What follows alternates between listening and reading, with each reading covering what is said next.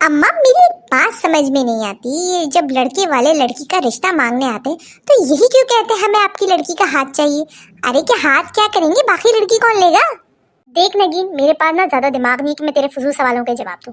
जबान बंद रख और हाथ चला, जल्दी जल्दी हाथ चला। अभी सब्जी साफ करनी है, फिर खाना भी बनाना है, सफाई भी करवाऊंगी, कपड़े भी धुलवाऊंगी, सारे काम मैं तेरे सर पे खड़ो के करवाऊंगी और फिर मैं तुझे शादी के लिए ट्रेन करूंगी, फिर जाके मैं तेरा कहीं रिश्ता ढूंढूंगी। ओहो, तो अब समझ में आया अम्मा, ये हाथ मांगते हैं ना जो लोग, उनकी अब समझ में आई। सही सही सही जारी नगीन, सही पकड़ा तूने। ये जो हाथ मांगते हैं ना, ये देखो हाथों से तो हम सारे काम करते हैं। सब्जी मुझे हाथ से साफ करवा रही हूँ, खाना पकवाओगी इन्हीं हाथों से, इन्हीं हाथों से मैं सफाई करूंगी, कपड़े धोंगी इन्हीं हाथों से। और ये हाथ मांगने रिश्ते वाले आते हैं।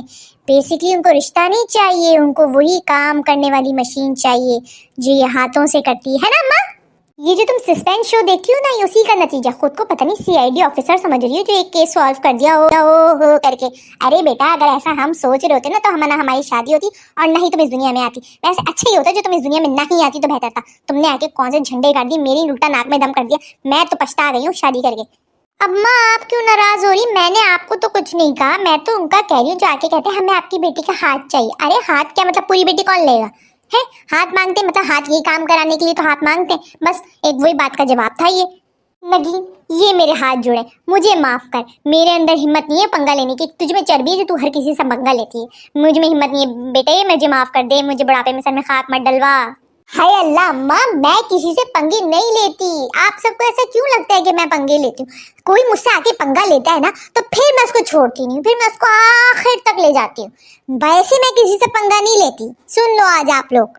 नगीन, जितनी तेज तेरी जबान चलती है ना, अगर इतनी तेज तेरे हाथ चल रहे होते ना तो अभी हम बैठ के खाना खा रहे होते। अभी तक सब्जी साफ नहीं, पता नहीं खाना कब पकेगा। अल्लाह मैं तो भूखी मर जाऊंगी। अम्मा मुझसे तो आप कहती हो कि सबर करो, सबर का फल मीठा होता है। आपसे सबर नहीं हो रहा, बना रही हूँ ना मैं, देख रही हैं आप। अब नहीं होता बेटे सबर मुझसे। शादी से पहले मेरी अम्मा कहा करती थी कि सबर का फल मीठा होता है, जो मिलता जरूर है। हमने सबर किया, नहीं मिला। फिर शादी हुई, तुम्हारे बाप जैसा शौहर मिला, उस पर भी सबर किया, फिर भी फल ना मिला। फिर तुम जैसी निकम्मी और नालायक औलाद मिली, उस पर भी सबर किया, फिर भी फल ना मिला। मुझे लगता है मेरे सबर का फल तो कोई और ही खा गया।